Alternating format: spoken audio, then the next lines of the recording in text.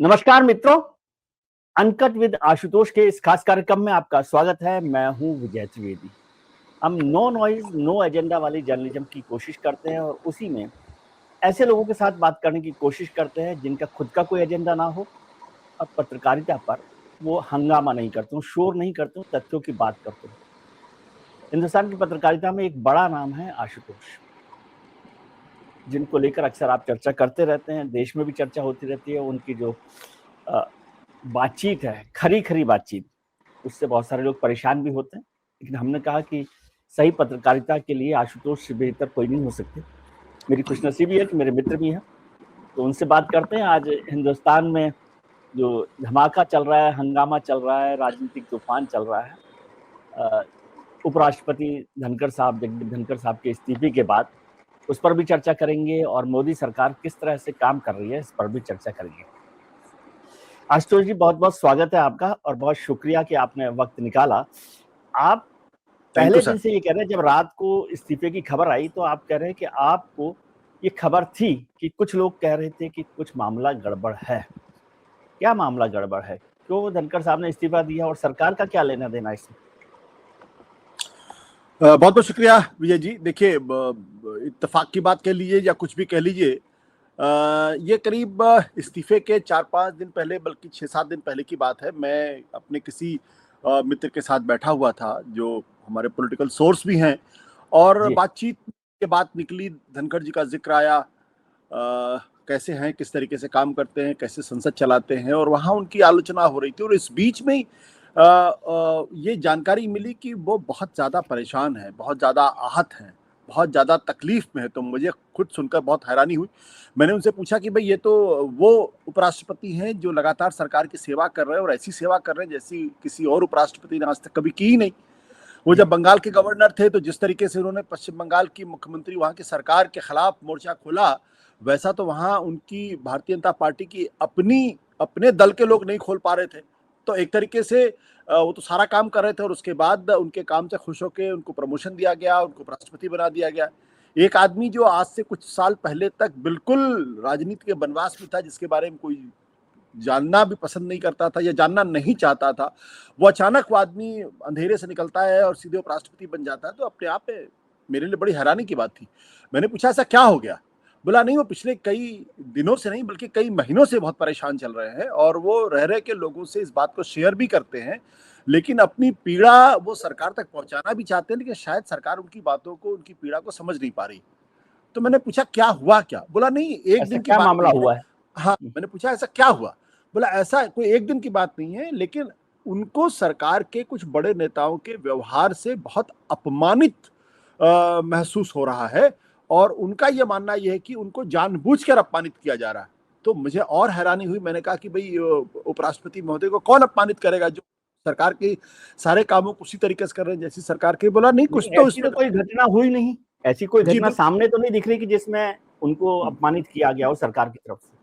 हाँ, बिल्कुल, ये बात मैंने कही। मैंने कहा, भाई, सरफेस में तो ऐसा कुछ दिखाई नहीं पड़ता। सरफेस में तो ये लगता है कि दोनों के बीच बहुत बौनहमी है, बहुत खुश है एक दूसरे को लेके। सरकार उनके काम से बहुत ज्यादा खुश है। आप राज्यसभा के अंदर देख लीजिए, सरकार जो कुछ भी चाहती वही होता है, विपक्ष को बोलने नहीं दिया जाता। यहाँ तक कि मल्लिकार्जुन खड़गे जैसे बड़े नेता जो हैं, उनको भी उपदेश दे दिया जाता है, जैसे कोई हेडमास्टर उपदेश दे रहा है जिनका 55 साल का अनुभव है। तो वो बात आई गई हो गई, और बल्कि मुझे यहाँ तक आ गया कि वो इतने ज्यादा अपमानित महसूस कर रहे थे कि लगभग उनकी आंखों में आंसू थे, या literally he was in tears. This exact word was literally he was in tears. तो मैं बड़ा सन्नाटे में था, लेकिन मैंने कहा, चलिए, हो सकता है राजनीति के गलियारों में इस तरीके की चीजें चलती रहती हैं, और वैसे भी कठपुतलियों को जो है वो कोई अधिकार तो होता नहीं है कि वो अपने अंदर अचानक स्वतंत्र हो जाए और फिर वो टिप्पणी करने लगे कि मुझे क्यों नचाया जा रहा है और मुझे क्यों कहा जा रहा है। तो बात आई गई हो गई। लेकिन जब 3-4 दिनों के बाद जब अचानक ये खबर मिली कि धनखड़ जी ने इस्तीफा दे दिया है, तब मेरे कान खड़े हुए। तब मैंने कुछ और पता करने की कोशिश की। तो जो बातें उस वक्त मुझे बताई गई थी, उसकी न केवल पुष्टि हुई, बल्कि ये कहा गया कि ये एक बड़ा कारण है जिसकी वजह से उनके और सरकार के बीच में लंबे समय से एक कम्युनिकेशन गैप की स्थिति चल रही थी, और खास तौर पर सरकार के 1-2 लोगों के व्यवहार से वो बहुत ज्यादा परेशान थे। तो मैंने जब ये पता करने की कोशिश की क्या उन्होंने खुद इस्तीफा दिया या उनसे इस्तीफा दिलाया गया है, तो उस पर एक चुप्पी जो है वो मुझे मिली। मैं ये दावे के साथ नहीं कह सकता हूं कि उन्होंने इस्तीफा दिया है या उनसे इस्तीफा लिया गया है, लेकिन मुझे ऐसा लगता है और मेरा अपना विश्लेषण ये कहता है कि स्थितियां धीरे धीरे खराब हो रही थी और अंत में सोमवार को एक ऐसी स्थिति पैदा हो गई जिसमें सरकार और उनके लिए ये जरूरी हो गया कि वो अपने पद पर ना बने रहे। तो चाहे उनको फोर्स किया गया इस्तीफा देने के लिए या उन्होंने खुद इस्तीफा दिया है, दोनों लगभग एक जैसी स्थितियां हैं, क्योंकि 9 बजे के आसपास अचानक बिना अपॉइंटमेंट के, बिना किसी उसके अनशेड्यूल्ड राष्ट्रपति, मीटिंग। हाँ अनशेड्यूल्ड मीटिंग, राष्ट्रपति के यहाँ पहुंच जाना और उस वक्त राष्ट्रपति भवन में हंगामा मच गया कि उपराष्ट्रपति महोदय आए हैं, और उसके बाद फिर ये खबर आती है कि उन्होंने अपना इस्तीफा दे दिया है, ऐसा उन्होंने अपने ट्विटर के पोस्ट पे लिखा।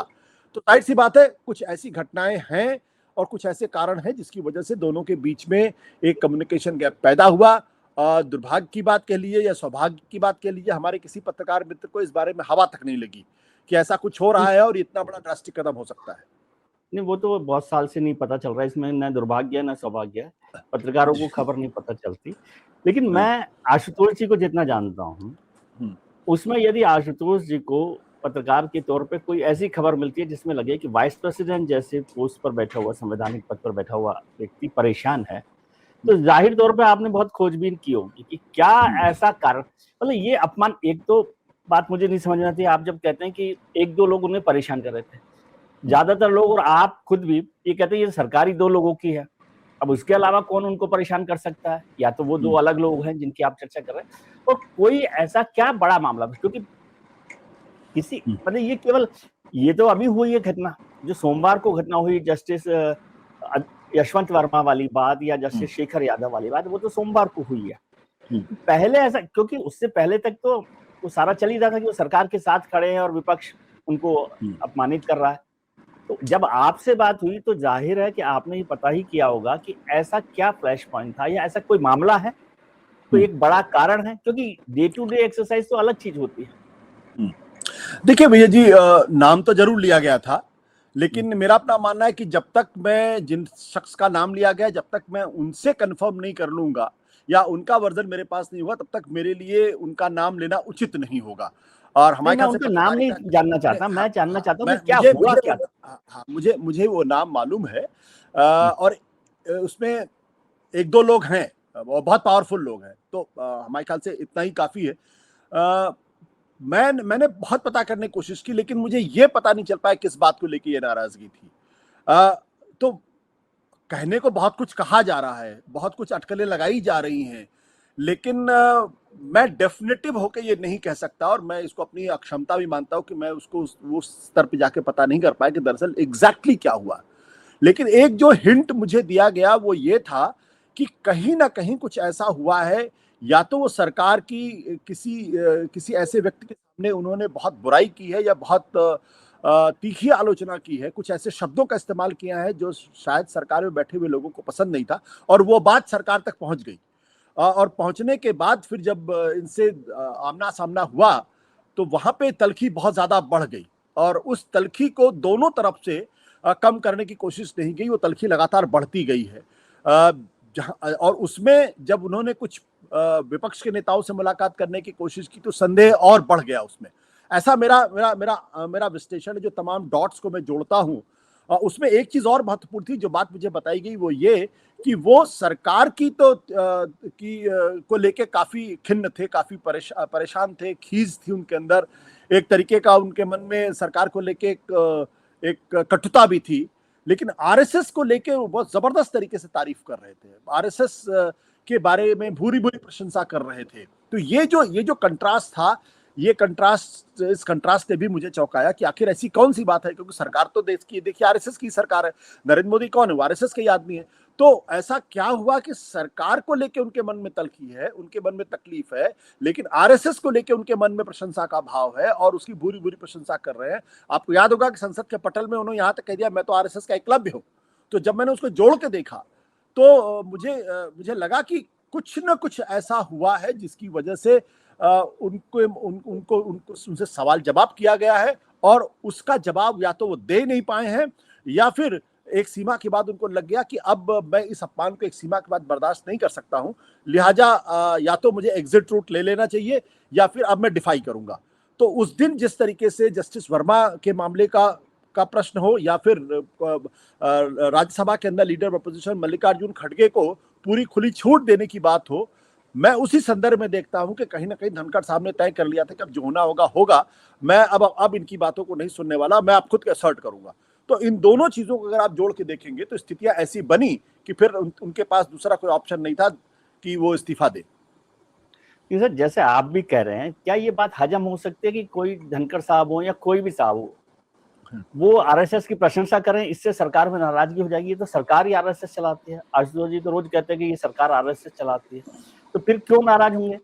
मुझे एक कारण नहीं समझ में आ रहा कि सरकार के बीच में और धनखड़ साहब के बीच में कौन सी ऐसी वजह रही, और क्या अपमानित करने की क्या वजह है?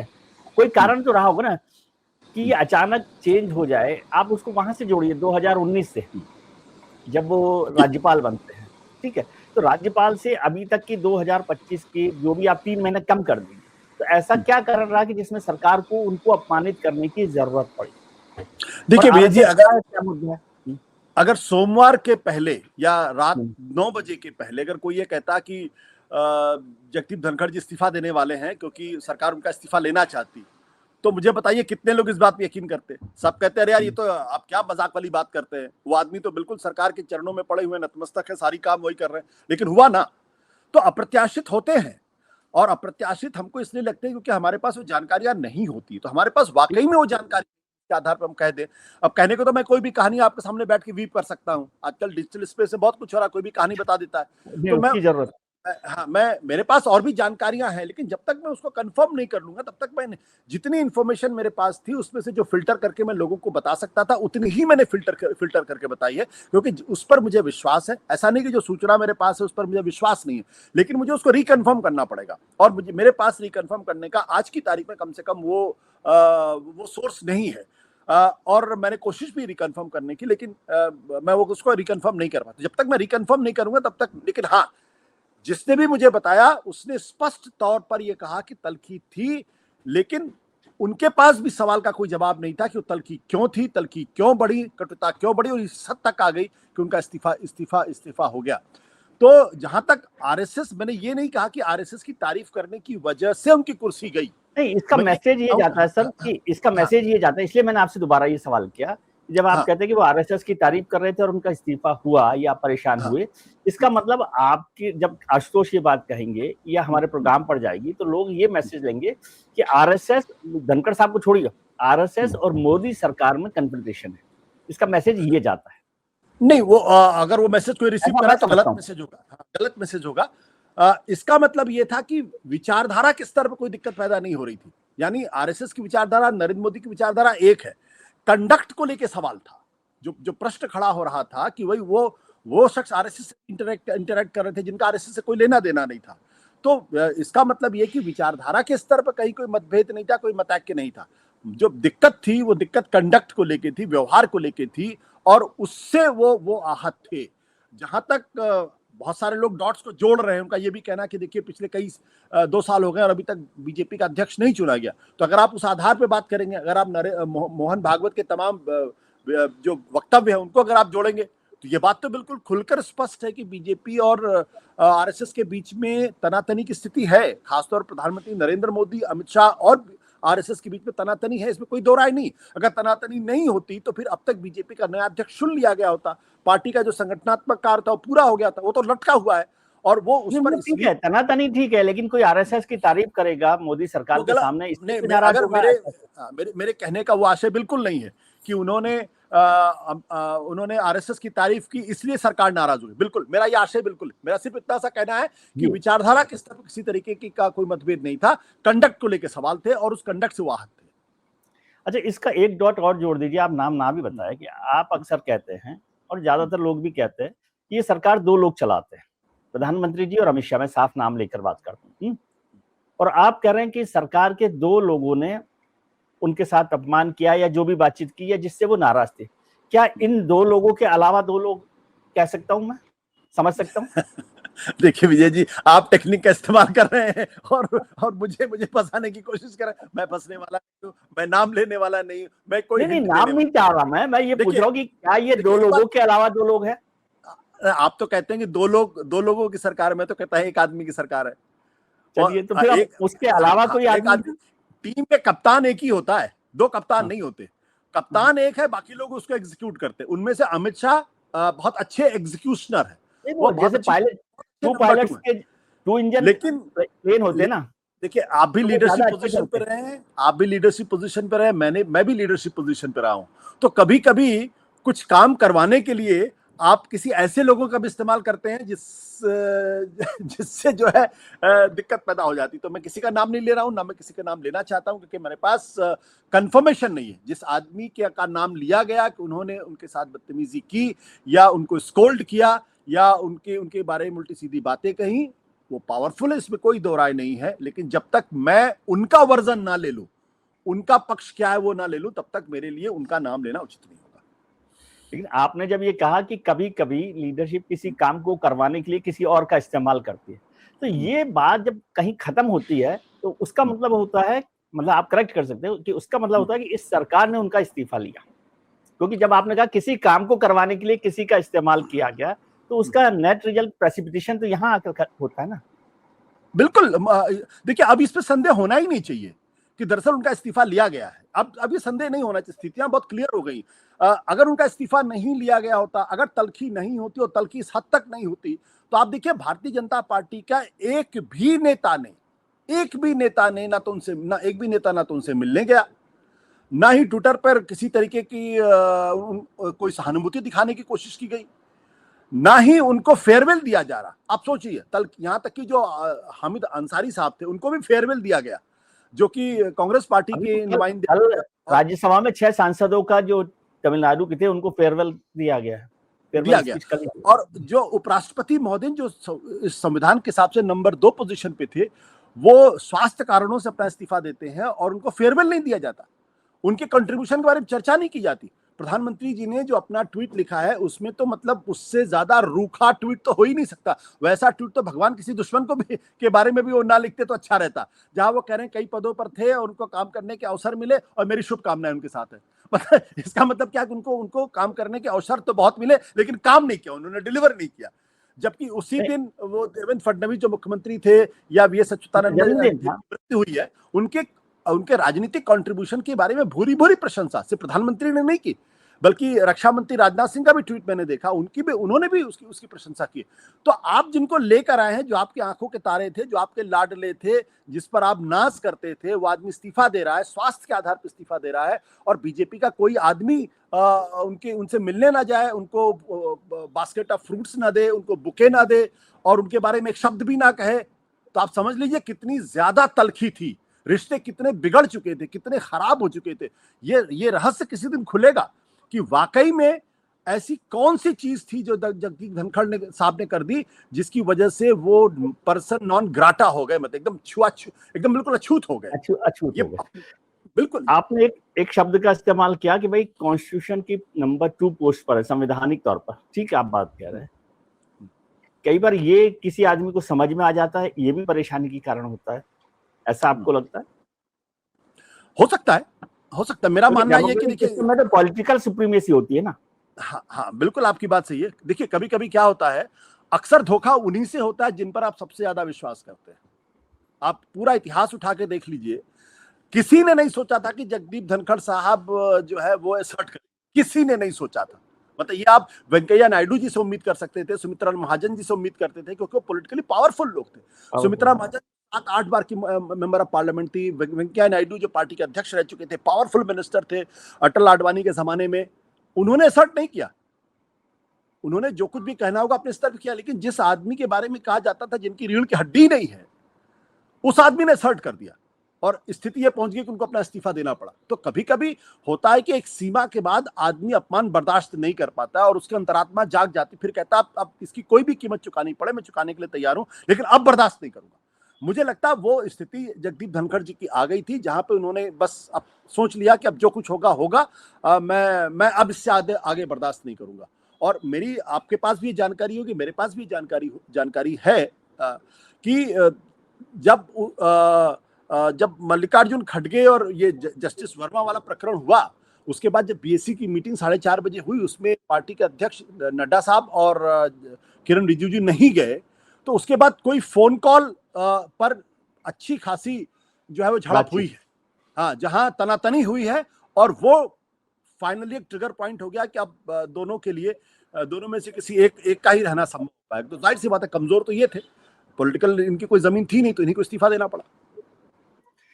एक चर्चा और होती है, आप उसको कंफर्म कर सकते हैं यदि आपको समझ लगती है इस बात की कि ये तो तारीफ हो गई, मतलब जितनी चर्चा की उसका मतलब है कि उनको पहुंचना पड़ा वहां। कुछ लोगों ने कहा पॉलिटिकल सर्कल में, मैं इसको बहुत गंभीरता से नहीं लेता, लेकिन कहा गया कि धनखड़ साहब ने भी कुछ ऐसा कर दिया था, कुछ ऐसा, मतलब कोई ये संवैधानिक पद पर नहीं, कुछ ऐसे मामले थे जिनके बारे में सरकार ने शायद कहा। ये सब चर्चाएं हैं जो कॉरिडोर्स में होती हैं, खासतौर से पार्लियामेंट्री कॉरिडोर्स में ये थी। मैं वहां पर समझा कि कुछ ऐसा मामला भी था जिसके बाद सरकार ने कहा कि देख लीजिए आपके साथ ये भी है, जो अक्सर आप कहते हैं कि भाई फाइल्स बहुत सारी रहती है सरकारों के पास। क्या ऐसा कोई कारण आपको दिखाई देता है?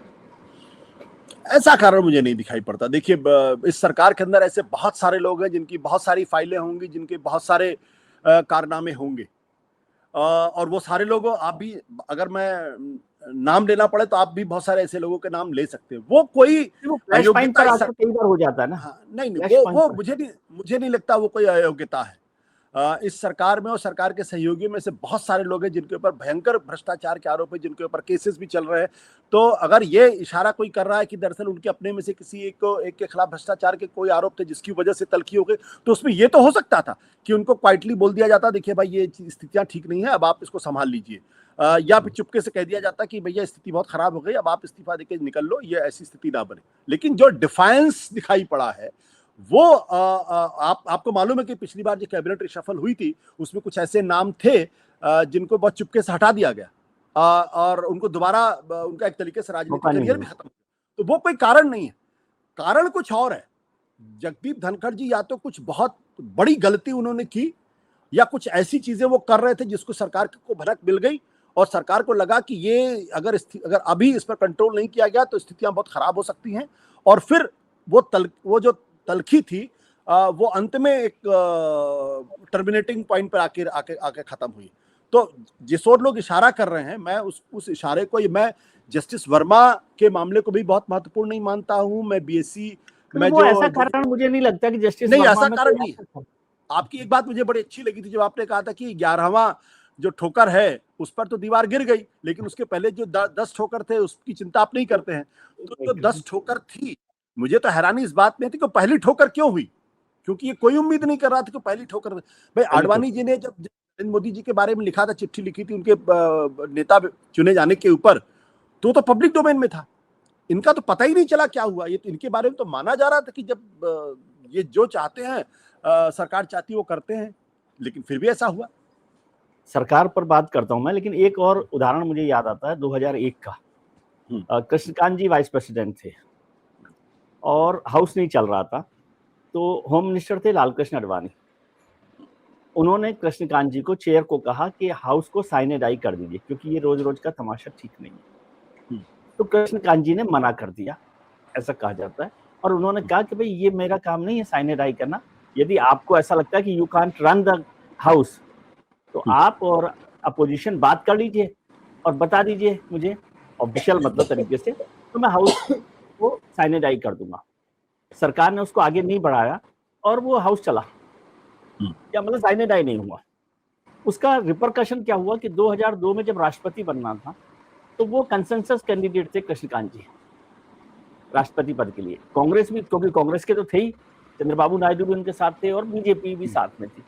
और यहाँ तक कि जो मुझे जानकारी है कि वाजपेयी जी ने उन्हें पर्सनली कह दिया था कि हम आपके नाम को आगे बढ़ा रहे राष्ट्रपति, लेकिन जो सोर्सेज कहते हैं कि आडवाणी जी उस पर अड़ गए और वो नहीं हुआ। तो ये मसला पॉलिटिकल सुप्रीमेसी का, मतलब कोई पहली बार ऐसा नहीं हो रहा, और प्रेसिडेंट्स के तो बहुत सारे उदाहरण हैं, वो मैं करता हूँ। लेकिन इसको मैं आगे बढ़ाना चाहता हूँ आपसे कि आज जो गवर्नमेंट है उसकी पॉलिटिकल सुप्रीमेसी या पॉलिटिकल वैलिडिटी पर कोई सवाल खड़ा हो रहा है क्या? देखिए ये सवाल जो हो रही आपका है, मैं तो बहुत रूड तरीके से पूछा आपसे। बहुत बहुत बहुत ट्रिकी सवाल है। पहली बात तो जो अटल आडवाणी के जमाने की जो पॉलिटिक्स थी और नरेंद्र मोदी और अमित शाह के जमाने की पॉलिटिक्स, जमीन आसमान का फर्क है। ये ब्रूट पावर की सरकार है जिसमें किसी तरीके की मरवत के लिए कोई जगह ही नहीं है। और इनका मानना है कि जिसके पास सत्ता है फिर उसकी ही चलनी चाहिए, बाकी लोगों को उसके सामने नतमस्तक के सरेंडर होना चाहिए। वहां किसी तरीके का कोई मर्सी पिटिशन काम नहीं करती। अटल आडवाणी के जमाने में वो मर्सी पिटिशन चलती थी कि अगर मान लीजिए आडवाणी जी ने कुछ कह दिया कि नहीं कृष्णकांत जी का नाम तो नहीं चलेगा, तो अटल जी ने उनकी बात मान ली। या आडवाणी जी ने ये कह दिया कि नहीं नरेंद्र मोदी तो अपने पद पे बने रहेंगे, गुजरात दंगों के बाद भी गोवा में जो हो रहा था, तो अटल जी ने उनकी बात मान ली। जबकि अटल बिहारी वाजपेयी सर्वोच्च नेता थे, देश के प्रधानमंत्री थे, उन्होंने उसको मुद्दा नहीं बनाया। वो चाहते तो उसको मुद्दा बनाते, अगर मुद्दा बनाते तो उनके और सरकार खतरे में पड़ सकती थी। हाँ हाँ, आज की तारीख में क्या आप ये सोच सकते हैं कि अमित शाह जी किसी चीज को मुद्दा बनाने की कोशिश करें और नरेंद्र मोदी उनकी बातों को मान लें? संभव ही नहीं है। आज की तारीख में नरेंद्र मोदी को डिफाई करने की तो अमित शाह सोच भी नहीं सकते, डिसएग्री करने की भी नहीं सोच सकते, डिफरेंसेस की बात भी नहीं सोच सकते। जो अटल आडवाणी के जमाने में एक अपने आप में जिसे कहते हैं ना एक होता था, और वो एक रिश्ता बहुत बहुत अटूट और बड़ा रागात्मक रिश्ता था। उसमें पावर पॉलिटिक्स थी, लेकिन उस पावर पॉलिटिक्स में कुछ लिहाज भी था, एक दूसरे का सम्मान था। आज की जो पावर पॉलिटिक्स है अमित शाह और नरेंद्र मोदी के बीच में, उसमें सिर्फ और सिर्फ पावर है, क्रूड पावर, जिसे कहते हैं निष्ठुर सत्ता शक्ति है। तो ऐसे समय में अगर जगदीप धनखड़ जैसा आदमी जिसकी कोई सत्ता ही ना हो, वो अगर डिफाई करने के बारे में सोचे और डिफाई कर रहा हो, तो इसका मतलब साफ है कि सरकार माने नरेंद्र मोदी, उनकी ग्रिप पार्टी और संगठन के ऊपर कमजोर होती जा रही है। मैं फिर इसको कहूंगा कि हमारे मीडिया में इस पे कोई चर्चा नहीं हो रही है, सिर्फ डिजिटल स्पेस पे चर्चा हो रही है। प्रधानमंत्री नरेंद्र मोदी जैसे बेहद पावरफुल आदमी और इंदिरा गांधी के बाद सबसे powerful prime minister Narendra Modi, उनकी असहायता बेबसी इससे दिखाई पड़ रही है कि वो बीजेपी का अध्यक्ष अपनी पसंद का नहीं चुन पा रहे पिछले 2 साल से। क्या ये उनकी कमजोरी का उदाहरण नहीं है? क्यों नहीं चुन पा रहे? वो चाहे तो बुलडोज कर सकते हैं कि नहीं आरएसएस की नहीं चलेगी, मोहन भागवत जी कुछ भी कहते रहो, अपना संगठन चलाए, मैं राजनीति चलाता हूं, मैं चुनाव जीत के आता हूं, मेरी वजह से पार्टी खड़ी हुई है। क्यों नहीं चुन पा रहे हैं? क्यों नहीं चुन पा रहे हैं? इसी में संदेश है कि उनकी ग्रिप पार्टी के ऊपर, संगठन के ऊपर कमजोर हो रही है, और अब वो उतने पावरफुल नहीं रहेंगे जितने पावरफुल उनको होना चाहिए। यह संदेश स्पष्ट है। इसका मतलब कतई नहीं कि कल उनका इस्तीफा ले लिया जाएगा या उनकी जगह कोई और आ जाएगा। आप देखिए 2024 लोकसभा चुनाव के बाद आरएसएस की तरफ से लगातार उनके ऊपर तीखी से तीखी टिप्पणियां हो रही हैं कि जो स्वयंसेवक है वो अहंकारी नहीं होता, जो सत्ता पक्ष में होता है उसको विपक्ष को साथ लेके चलना चाहिए, वो विपक्ष नहीं प्रतिपक्ष होता है। ये एक तरीके से साफ कहा जा रहा है कि जिस तरीके से विपक्ष का ह्यूमिलिएशन किया जा रहा है वो ठीक नहीं है, वो हमारी संवैधानिक परंपराओं के अनुरूप नहीं है। यहां तक कहा जाता है कुछ लोग अपने आप को भगवान मान बैठे, और अभी हाल में 75 साल की जो बात की जा रही है, और जब एंटी मुस्लिम रेटरिक्स चल रहे हो तब वो कहते हैं कि सबका डीएनए एक है। हर मस्जिद में शिवलिंग क्यों खोजना, और मुसलमान नेताओं से आउटरीच किया जा रहा है।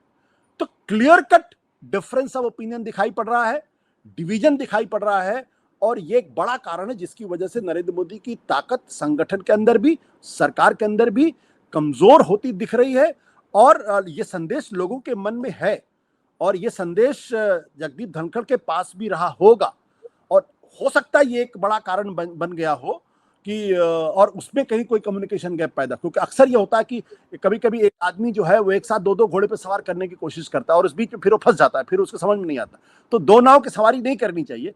ये संभव है कि धनखड़ साहब ने 2 नाव की सवारी करने की कोशिश की हो, और उसमें फिर क्रॉस फायर में उनकी राजनीतिक जो है वो सत्ता का अंत हो गया हो। आपने राष्ट्रीय अध्यक्ष की बात की, बिल्कुल ठीक बात है, लेकिन आपने इंदिरा जी का भी जिक्र किया, तो आज वैसे इंदिरा जी का जो कार्यकाल का रिकॉर्ड था 4077 दिन का, 4077 डे कंटिन्यूटी में प्राइम मिनिस्टर रहने का, वो आज प्रधानमंत्री जी ने तोड़ दिया। आज 4078 दिन हो गए प्रधानमंत्री जी के लिए, और वो फिर नेहरू के बाद दूसरे प्रधानमंत्री हो गए जिन्होंने सबसे लंबे समय तक ये कार्यकाल को किया है। नेहरू का तो बहुत लंबा है, 6000 से कुछ ज्यादा दिनों का है, लगातार लेकिन कार्यकाल का है, लगातार कार्य कंटिन्यूटी में, ठीक है।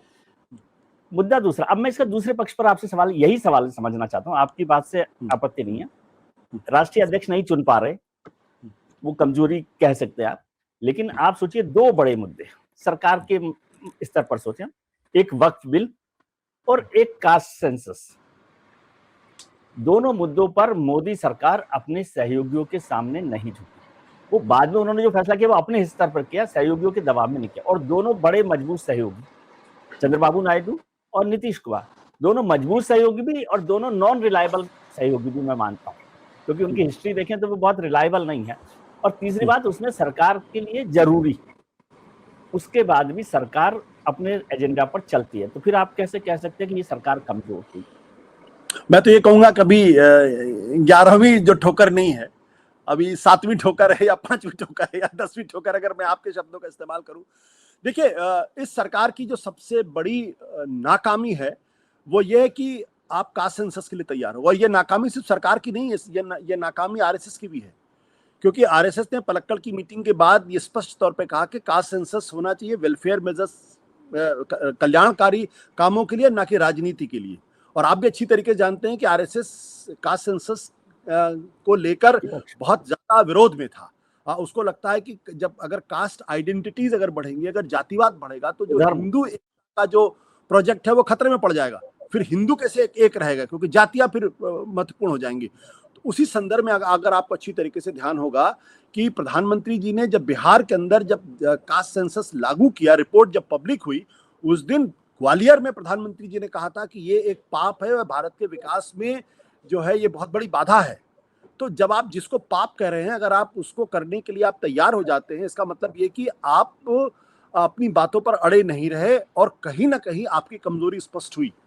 मेरा मानना यह है कि जब इलेक्टोरल पॉलिटिक्स और आइडियोलॉजिकल कंपल्शंस में किसी एक को चूज करना पड़ा, तो संघ ने भी इलेक्टोरल पॉलिटिक्स को चूज किया और मोदी सरकार ने भी इलेक्टोरल पॉलिटिक्स को चूज किया। वक्फ बोर्ड पर भी जो टीडीपी है उसकी अपने रिजर्वेशन है, जनता दल यूनाइटेड के भी रिजर्वेशन है, लेकिन क्या रिजर्वेशन इस हद तक पहुंच गए हैं कि हाँ, क्या ये रिजर्वेशन इस हद तक पहुंच गए हैं कि आपस में संबंध विच्छेद कर लेना चाहिए? आपको अच्छी तरीके से याद है कि एक छत के नीचे पति पत्नी साथ रहते हैं, रोज लड़ते झगड़ते हैं, लेकिन डिवोर्स तो एक ही दिन दुनिया को पता चलता है कि उन्होंने डिवोर्स ले लिया। तो अभी संघर्ष हो सकता है, आपस में तनातनी भी हो सकती है, लेकिन सिर्फ ये कहना कि उन्होंने संबंध नहीं तोड़ा है या सरकार से समर्थन वापस नहीं लिया है, इस आधार पर वो सरकार के साथ 100% एक है। क्योंकि वो अलग पॉलिटिकल पार्टी हैं, यही अपने आप पे काफी है कि उनके बीच में डिफरेंसेस होंगे। डिफरेंसेस को रिजॉल्व कैसे करते हैं वो एक राजनीतिक चातुर्य का विषय है। जो आपने संघ का जिक्र किया और कहा कि 75 इयर्स की बात अभी मोहन भागवत जी ने कही। अब मोहन भागवत जी और नरेंद्र मोदी जी दोनों ही 75 इयर्स के हो जाएंगे सितंबर में, 11 सितंबर को और 17 सितंबर को। आपको लग रहा है कि कोई इसका पॉलिटिकल रिपरकशंस आप करीबी वक्त में देखते हैं? पॉलिटिकल रिपरकशन किस चीज का? 75 इयर्स की जो बात एज को लेकर मोहन भागवत जी ने कही है, उसका पॉलिटिकल कोई आउटकम आप देखते हैं?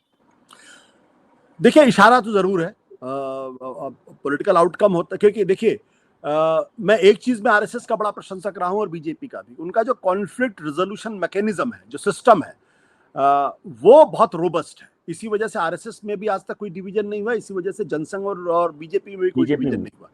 जबकि कांग्रेस और दूसरी पॉलिटिकल, कम्युनिस्ट पार्टी तो कितने भागों में बढ़ गई किसी को मालूम नहीं। कांग्रेस पार्टी भी कम से कम 5-6 बार तो टूटी है। समाजवादी पार्टियां तो खत्म हो गई, कुछ पता नहीं। तो कॉन्फ्लिक्ट रिजोल्यूशन मैकेनिज्म है, इसका मतलब बहुत स्पष्ट है कि मोहन भागवत किसी चीज को पुश कर रहे हैं और वो एक नियम बनाना चाहते हैं 75 साल की उम्र तक आते आते लोग अपने पदों से इस्तीफा दे दें। ये बड़ी राजनीतिक घटना उस दिन होगी जब 11 सितंबर 2025 को मोहन भागवत 25 साल के होंगे। 75 साल के 75 साल के होंगे। उस दिन 75 साल के होते ही अगर वो अपने पद से इस्तीफा दे देते हैं तो फिर प्रधानमंत्री जी के ऊपर भी दबाव पड़ेगा कि 6 दिन के बाद यानी 17 सितंबर को वो भी इस बारे में सोचे। और अगर मोहन भागवत अपने पद से इस्तीफा नहीं देते हैं तो माना जाएगा कि वो एक रेटरिक्स था, एक दबाव बनाने की कोशिश थी, इसके अलावा कुछ नहीं था। तो हमें 11 सितंबर का इंतजार करना चाहिए या उसके पहले का इंतजार करना चाहिए। हो सकता है दशहरे के समय में वो कोई संदेश देने की कोशिश करें। संदेश दशहरा उन्होंने उसी दिया। दिन, दशहरा हाँ, पड़ेगा 2 अक्टूबर को सर, तो वो बाद में 2 आएगा। अक्टूबर। तो हो सकता है हाँ। 11 सितंबर को वो ना करें, लेकिन दशहरे के दिन वो ऐलान कर दे, या ये संकेत दे दें कि भाई ठीक है, मैं 75 साल का हो गया हूं और आने वाले कुछ समय के अंदर मैं अपना पद छोड़ दूंगा, मेरी जगह कोई दूसरा आके लेगा। अगर वो ये बात कहते हैं, अगर वो पद छोड़ने की इच्छा जाहिर करते हैं, तब प्रधानमंत्री नरेंद्र मोदी के ऊपर दबाव बनेगा और तब उनसे भी अपेक्षा की जाएगी कि आप भी उस नैतिकता का पालन करते हुए उस पद को छोड़ दें, अन्यथा कोई मतलब नहीं। एक आखिरी सवाल, क्या आपको लग रहा है कि बीजेपी के अंदर भी कुछ कुछ परेशानियां लोगों की जो हैं वो अब आवाज उठने लगी हैं या आवाज उठती दिख सकती है? ये भी एक नेतृत्व की कमजोरी को या नेतृत्व की ताकत को बताता है। देखिए, जितने लोगों से मैं मिलता हूं, मुझे तो वो दिखाई पड़ता है कि जो उनके नेतृत्व को लेकर कोई सवाल नहीं खड़ा कर रहा। मैं ये बात आपको बड़ी ईमानदारी से बताता हूं, जिस तरीके से कंडक्ट है उसको लेके लोगों के मन में शंकाएं हैं, लोगों के मन में नाराजगी है कि कैबिनेट मिनिस्टर को भी इस तरीके से ट्रीट किया जाता है जैसे कि वो कोई, मतलब अब चपरासी शब्द का इस्तेमाल मुझे नहीं करना चाहिए, लेकिन उनको लगता है कि जो सम्मान उनको मिलना चाहिए तो डिमीन किया जा सकता है। हाँ, डिमीन किया जाता है। उसको लेके लोगों के अंदर बहुत सारी चिंताएं हैं, बहुत सारी तकलीफें हैं। और फिर ये भी माना जाता है कि कहीं ऐसा तो नहीं कि किसी एक व्यक्ति के लिए सारी जमीन तैयार की जा रही हो, जो पावरफुल लोग हैं जिनकी अपनी जमीन, उनको कमजोर किया जा रहा हो, जिसमें शिवराज सिंह चौहान है,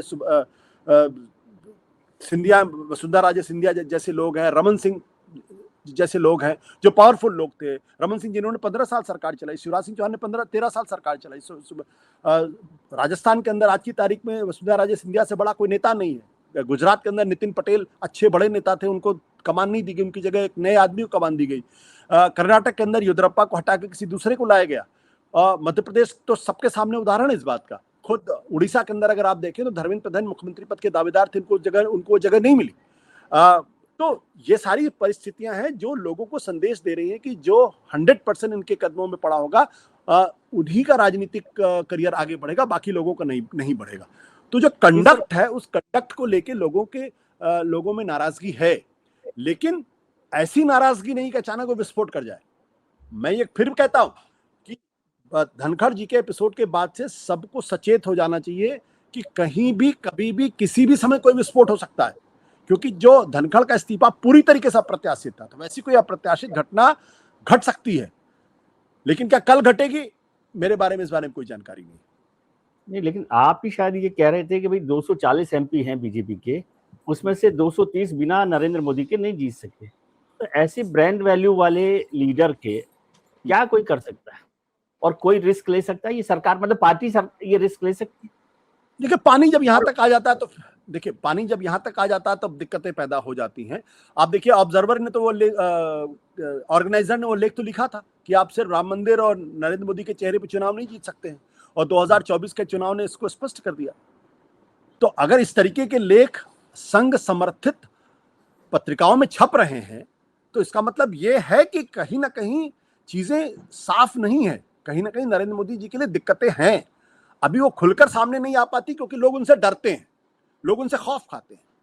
और बीजेपी और आरएसएस के अंदर वो परंपरा नहीं कि पार्टी तोड़कर कुछ लोग बाहर चले जाए, जैसे इंदिरा गांधी के जमाने में हुआ, तो वो परंपरा नहीं है। लेकिन अगर आप आप इस बात को दूसरे तरीके से भी तो कह सकते हैं कि आपकी हैसियत ही नहीं है, तोड़ने की कोशिश भी तो वो लोग करेंगे जो ये समझते हो कि वो कुछ आगे रास्ता देख सकते हो।